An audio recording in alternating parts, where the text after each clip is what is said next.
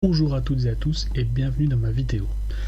Alors je sais que le titre peut paraître un petit peu guicheur, mais c'est ce que j'ai réussi à faire en gérant mon argent avec un outil que j'ai créé. C'est tout simplement un tableau Excel que je vais vous présenter. Alors il est basé en fait sur les recommandations du livre de Robert Kiyosaki. Donc je ne fais pas spécialement de publicité pour lui, mais c'était quand même assez intéressant à appliquer. Alors je vais vous expliquer ce qu'il y a dans le tableau. Donc tout simplement donc la partie revenu, d'accord. Donc en général il n'y a qu'une seule ligne, c'est le salaire. La partie des dépenses. Ici on a les extras parce qu'on ne sait jamais, il peut y avoir quelques dépenses imprévues, comme réparer sa voiture ou autre. Donc ici la différence entre ce qu'on gagne et ce qu'on dépense, donc ça nous donne un cash flow, d'accord.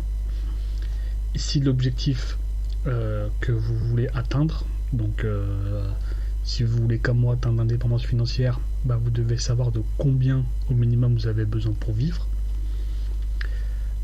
Ici donc les revenus que vous allez générer au fil du temps, donc je vais vous expliquer comment faire. Et le ratio, donc c'est le pourcentage que vous avez réussi à atteindre. Donc l'objectif dans cette vidéo, c'est de vous montrer en fait tout simplement que peu importe combien on gagne, l'important c'est combien il nous reste. Et pour augmenter donc ce delta, donc le cash flow, c'est très difficile de demander à son patron une augmentation de salaire. Par contre, on peut réduire ses dépenses. Alors moi, ce que j'ai fait, ce que je vous conseille de faire, c'est assez fastidieux, mais vous devez passer par là si vous voulez réussir. C'est de tout simplement donc répertorier toutes vos dépenses, d'accord, toutes vos dépenses mensuelles. Ensuite, ce que vous allez faire, c'est que vous allez prendre les postes les uns après les autres, donc là où vous dépensez en fait le plus d'argent, et essayer de réduire, d'accord. Donc vous prenez du plus grand, de la plus grande dépense à la plus petite dépense, vous prenez vos postes un par un et vous réfléchissez à une solution pour la réduire. Par exemple, prendre un exemple tout simple. Donc ici on voit dans le tableau que le loyer c'est la dépense la plus forte, en tout cas la première dépense. Donc imaginons que je vis dans un T2 et que dans mon quartier il se trouve qu'il y a un T2 exactement à peu près de la même surface à 1 ou 2 mètres carrés près qui est à 500 € au lieu de 550 €, et bien tout simplement je vais déménager. Alors attention, je vous demande pas de déménager tous les jours, mais je vous demande de faire jouer la concurrence, d'accord. Donc ça c'est le but de l'objectif, c'est l'objectif en fait, c'est le but du jeu, d'accord. Donc pareil pour tous les postes, d'accord. Donc vous allez petit à petit, grâce à cet outil visuel, pouvoir faire jouer la concurrence et donc dépenser moins, d'accord. Par exemple pour l'assurance voiture, je payais 40 € par mois à l'époque, j'ai fait jouer la concurrence, je paye aujourd'hui plus que 35 €, hein, donc ça tout le monde peut le faire.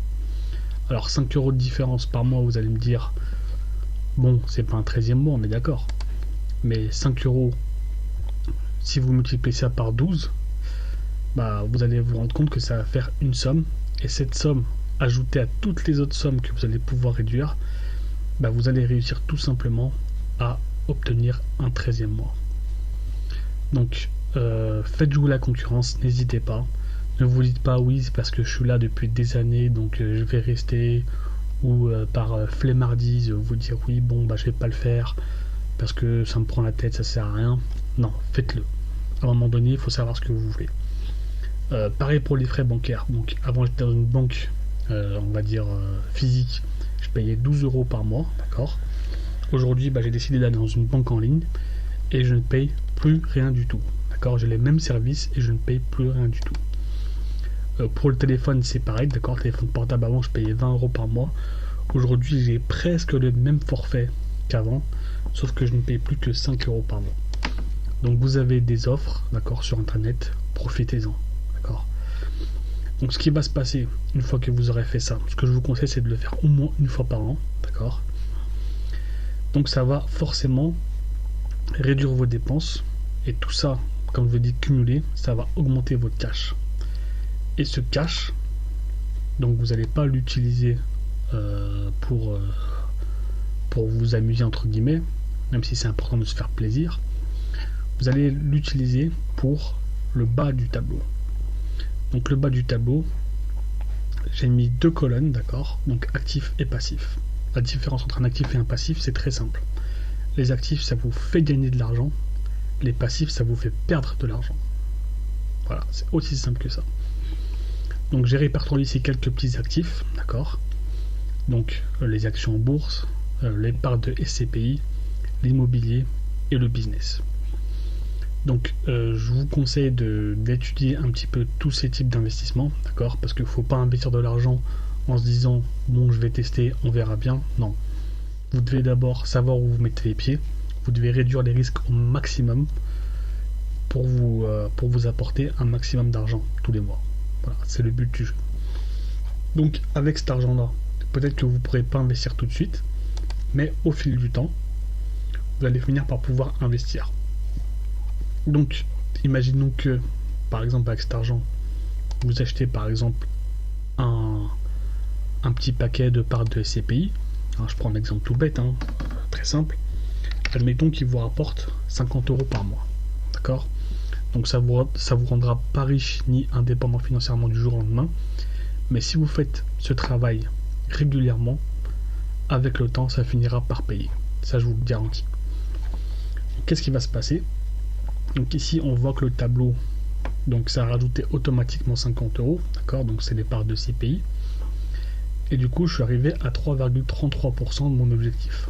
D'accord? Donc ensuite, ce que vous faites, vous sauvegardez le tableau.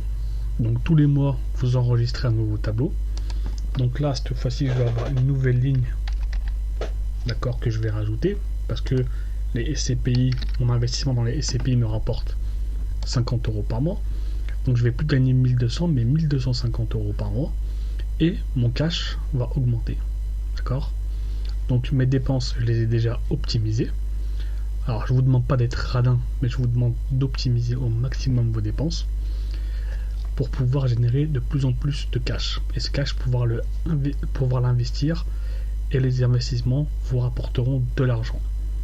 Donc cet effet boule de neige, en fait, vous devez le lancer et ça va augmenter au fil du temps, au fil des mois, au fil des années, jusqu'à arriver à votre indépendance financière. Donc imaginons que je crée par exemple un petit business d'achat-revente ou de location de voiture, ou peu importe, et que ça me rapporte 100 € par mois. D'accord? C'est pas grand chose de lancer un business à 100 € par mois. C'est accessible, c'est faisable. Donc là, je vois que ça augmente à 150 €, d'accord? Et j'ai atteint 10% de mon objectif. Donc le mois d'après, je fais la même chose. Donc je rajoute ma ligne business parce qu'elle me rapporte 100 € par mois. Donc là, on voit que mon salaire, il augmente. Enfin, mon salaire, pas mon salaire, mais mes revenus augmentent. Et mon cash augmente. Donc au fil du temps, au fil des mois, comme je vous l'ai dit, ça va augmenter. Plus vous aurez de cash, plus vous pourrez investir dans les actifs, plus vous pourrez investir, plus vous vous rapprocherez de votre objectif d'indépendance financière, et plus vous investirez, plus vos revenus seront conséquents. Jusqu'au jour où vous n'aurez plus besoin de votre ligne ici de salaire pour vous permettre de vivre correctement. Donc je vous montre un petit peu le schéma. Le schéma est très simple. Vous devez faire en sorte que vos revenus soient supérieurs à vos dépenses dans un premier temps. Ensuite, cette différence-là, vous l'investissez dans les actifs. D'accord? Vous devez faire en sorte d'avoir un minimum de passifs, donc ce qui vous fait perdre de l'argent, je vous le rappelle. Et vous arrivez à votre reste à vivre. Donc votre reste à vivre, en gros, c'est vos revenus passifs. Une fois que vos actifs seront assez conséquents pour vous générer des revenus sans que vous ayez besoin de travailler, vous serez tout simplement indépendant financièrement. Donc j'espère que c'est un objectif qui me tient à cœur personnellement, et j'espère que il vous tiendra à cœur aussi. Si vous désirez avoir le tableau, c'est très simple. Vous pouvez le télécharger juste en dessous de la vidéo. D'accord, c'est gratuit. Donc utilisez-le. Ça vous rendra grandement service. En tout cas, moi, ça m'a bien rendu service. J'espère que cette vidéo vous aura plu. Et je vous dis à très bientôt.